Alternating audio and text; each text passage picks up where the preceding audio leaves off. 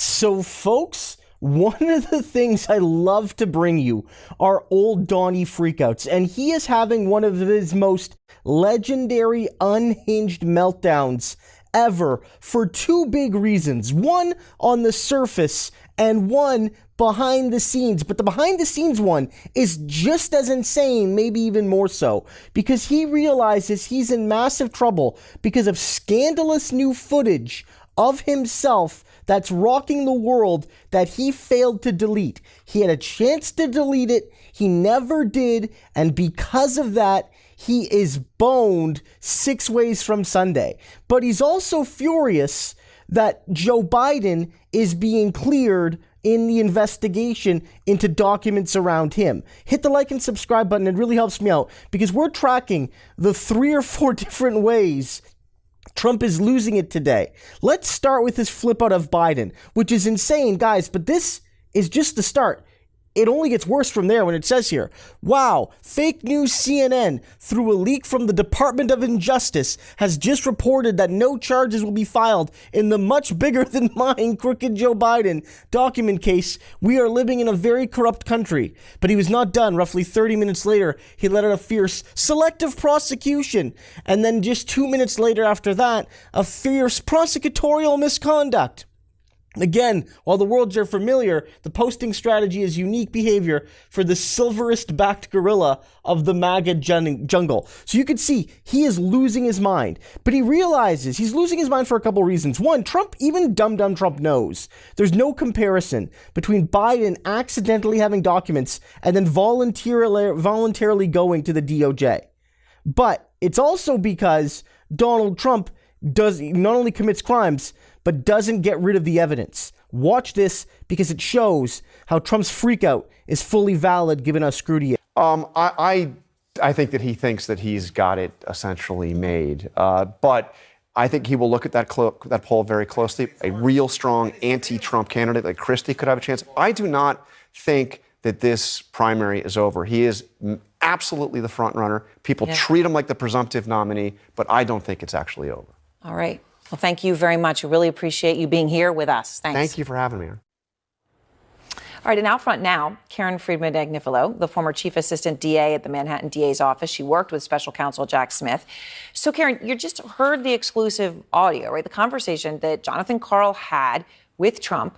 And in it, Trump talks about wanting to go to the Capitol on January 6th, saying that the people there would have listened to him, referring to what was happening there as a problem. Why do you think this is very significant? It's extremely significant because, first of all, it completely corroborates what Cassidy Hutchinson was saying when she testified before the January 6th committee. If you recall, after her testimony, there were many people, including, they were saying people from the Secret Service, denying that Trump wanted to go to the Capitol and tried to go to the Capitol and that they stopped him. So this corroborates Cassidy Hutchinson and really helps bolster and make her a credible witness to testify at the trial. The other thing I think it shows is he really talks about going twice, right? He said, first, I wanted to go with the crowd, and he knew the crowd was there to stop Mike Pence from certifying the election. So it goes to the intent that he had that same intent, that he wanted to make it so Pence wouldn't certify the election. But he also said afterwards, I wanted to go to stop the problem, as he called it, which is interesting because he could have stopped the problem. He knows he could have, and he didn't for 3 hours, right? He sat there. So that part of it, I think, lacks credibility. He absolutely had no intention of trying to stop that problem. Right. I mean, it's whether he was trying to act like he was trying to stop it or also admitting that he knew early on that it was a serious problem as opposed to, oh, nothing's really happening here. It is fascinating just to see it. And in a conversation with someone like Jonathan Karl, who, he's known for a long time. And he was in this extended conversation. So, there is a sense of he really opened up to him. So when you look at the new information as you see it here, Karen, how does this add to Jack Smith's case against Trump to get something like this now?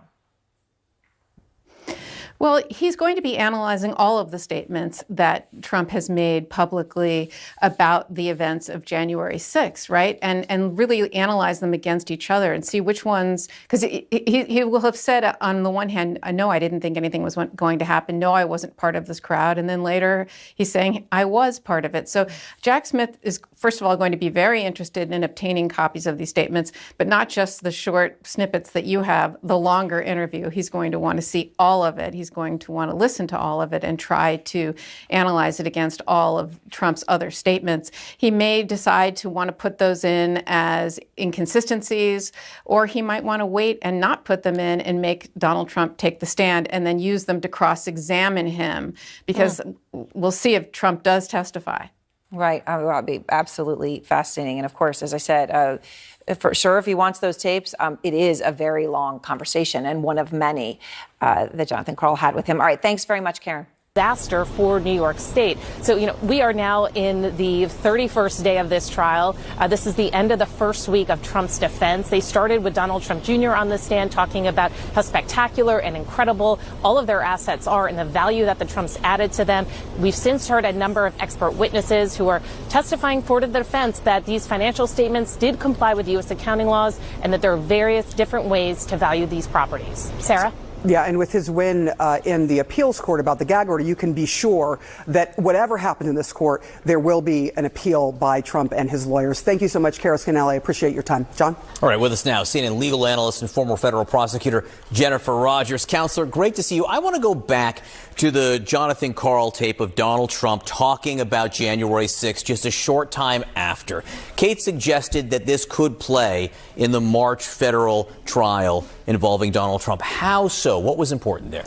Well, so they've charged him, of course, with this vast conspiracy to effectively steal the election. They didn't charge him with the insurrection itself per se, but this is all evidence of that conspiracy, right? Because the insurrection, of course, was the last-ditch effort to stop Congress from certifying the vote.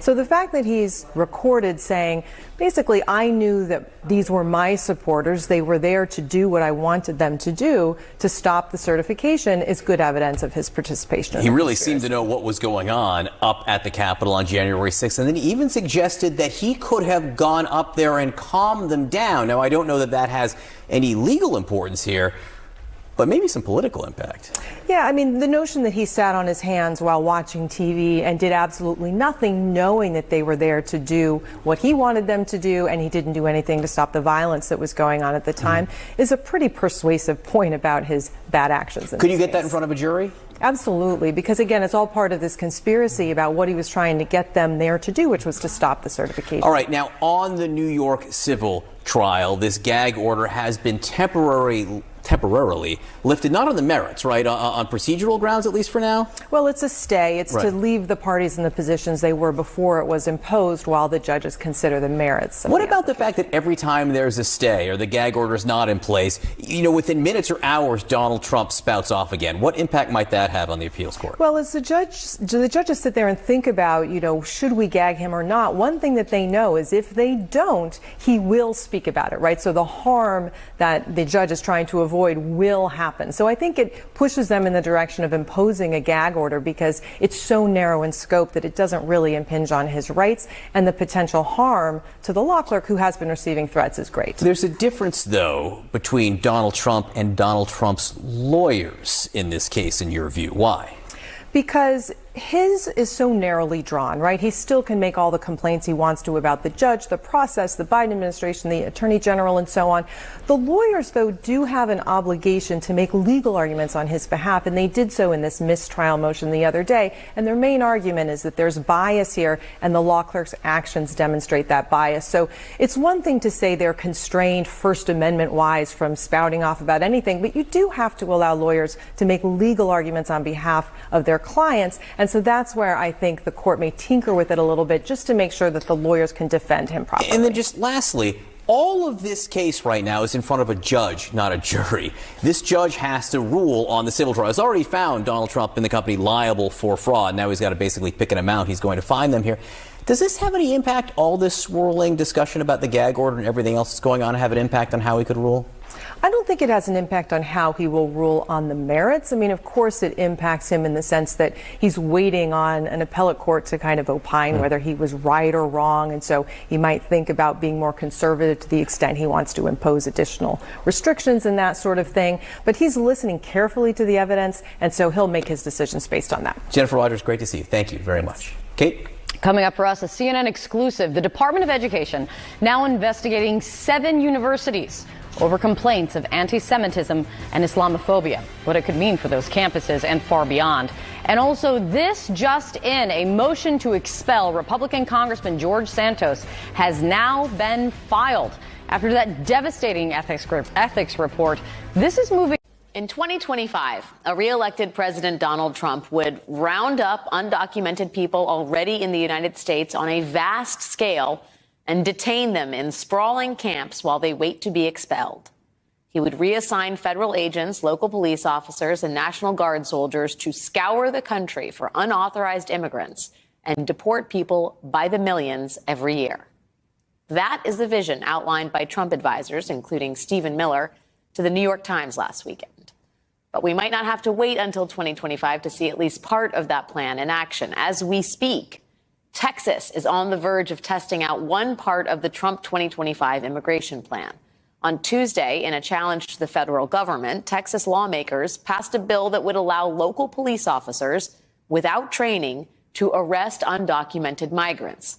The state would deputize officers hundreds of miles away from the border to make these arrests. The bill would also allow local judges to deport those migrants without due process. Critics say the bill could lead to racial profiling and the wrongful arrests of U.S. citizens, but it is now awaiting the signature of Texas Governor Greg Abbott. And this weekend, Governor Abbott will be at the border with Donald Trump, the man who wants to implement these policies nationwide. Joining me now is Quentin Fulks, Principal Deputy Campaign Manager for President Biden's re-election campaign. Quentin, thank you for being here tonight. I know the Biden campaign has thoughts on some of the Trump policies that have been alluded to. I'll read a quote from one of the Biden campaign press releases today. Building massive detention camps by defunding our military to imprison people living in America is not only un-American, it will actively make us less safe. Donald Trump isn't just echoing the words of Hitler and Mussolini by saying he will root out vermin from within. He's planning real action to follow in their footsteps. Does the Biden campaign feel that Donald Trump is on the level of Hitler and Mussolini? Yeah, absolutely. Look, Alex, thank you for having me on the show. When someone shows you who they are, believe them. We've had 4 years to see Donald Trump drive our country to the brink of destruction on foreign policy, domestic policy, and now his campaign is clearly outlining what he would do if he were to regain power in 2025. You know, he's talking about ending birthright citizenships, mass detention centers by using the military to round up American citizens in some cases, you know, putting children in cages. You know, this is not who we are. And so absolutely, Donald Trump has proven that he's on the level of Hitler and Mussolini by his actions. And again, his campaign is now doubling down, saying that he would do the same things over again if he were reelected president of the United States. And so, you know, the proof is in the pudding here. Did Donald Trump engage in willful recklessness when he took election advice from Rudy Giuliani, knowing that Rudy Giuliani has a problem with alcohol consumption? That's the question that Special Counsel Jack Smith is asking in the federal indictment against Donald Trump over his role in attempting to overturn the 2020 presidential election. Now, what's fascinating is that Trump's defense, or at least part of his defense, is that, golly gee, what could I have done? I was just taking advice from counsel. And in this case, the counsel he's referring to is Rudy Giuliani. He's essentially throwing his own lawyers under the bus and pretending as though he did not engage in any illegality, any type of bad behavior. And if that is his defense, well, he should know that Jack Smith is now looking into whether or not Donald Trump was aware of Rudy Giuliani's drinking problem as he was accepting that advice. Now, the counsel in question, again, is Trump's lawyer and ally, Rudy Giuliani, as detailed by reporters Asawin Seng and Adam Ronsley, apologies if I mispronounced that name, the disgraced former mayor of New York was not only witness to have been inebriated at several points throughout the campaign, but that Trump knew Giuliani was a heavy drinker. That's the allegation here. Now, in their questioning of multiple witnesses, Smith's team of federal investigators have asked questions about how seemingly intoxicated Giuliani was during the weeks he was giving Trump advice on how to cling to power, according to a source who's been in the room with Smith's team, one witness's attorney, and a third person familiar with the matter. Now, Jack Smith's team is also questioning the witnesses on other things, including whether or not Trump ever gossiped about Rudy Giuliani's drinking problem, and if Trump claimed Giuliani's drinking impacted his decision-making or judgment. And what did the witnesses tell Smith's team so far? Here's what the Rolling Stone reports. They say that some witnesses told Smith's team that they saw Giuliani consuming significant quantities of alcohol. Some told the special counsel's office that they could clearly smell alcohol on Giuliani's breath, including on election night, and that they noticed distinct changes in his demeanor from hours prior, the sources tell Rolling Stone. Got a few more details, but Cenk, it is interesting that the potential defense, which I think is a weak one to begin with, could even backfire on Trump in this regard, where he could be accused of willful recklessness. Yeah, I'm gonna give first word to one of our members, Funkin' for Fun, wrote in, the only proof Rudy has is 80 proof. Oh my God. I love our members. Hey, you know what? $100 Blue Apron gift card. We sometimes give that to members for great comments. TYT.com/join to become a member, or if you're on YouTube, hit the join button below the video. And Funkin' for Fun, go to rewards@tyt.com to claim it and show that you're a member. Okay, so Rudy Giuliani, does he have a drinking problem? Come on, okay? And now the problem again for Trump is verbal diarrhea. Has he mentioned that Rudy Giuliani has a drinking problem? Almost certainly, right? So they're gonna go fishing to find if he has said that, and if he has, that shows you that he should not have relied on that counsel. First of all, it's a super weak defense to begin with. Let me explain why. So you can't say, well, my lawyer told me it was okay to murder him. I just trusted my lawyer that it was okay to murder. That's a terrible defense, okay? But made only worse by my lawyer was passed out in the corner, and I went over to him, is it okay to murder him? And he went, oh yeah. Okay. Good advice. Good advice, I'll take it. What could I do? Advice of counsel, right? And in the courtroom, they'll probably play the tape of Rudy's hair polish going down his face, right? And several different appearances where he's slurring his words. They might even bring out some of that stuff we made fun of where, forget the name of the thing where you pay him $30 and then he debases himself. Cameo things where he looks super drunk and is saying ridiculous things. Right, there was also a lengthy piece, I believe it was in the New York Times if I'm not mistaken, where they reported on his constant accidental dials of reporters. Like he would accidentally call reporters and then he would just kind of engage in questionable speech. There's quite a bit of evidence of Rudy Giuliani's drinking. It's been public for quite some time now. In fact, during the January 6th committee's investigation,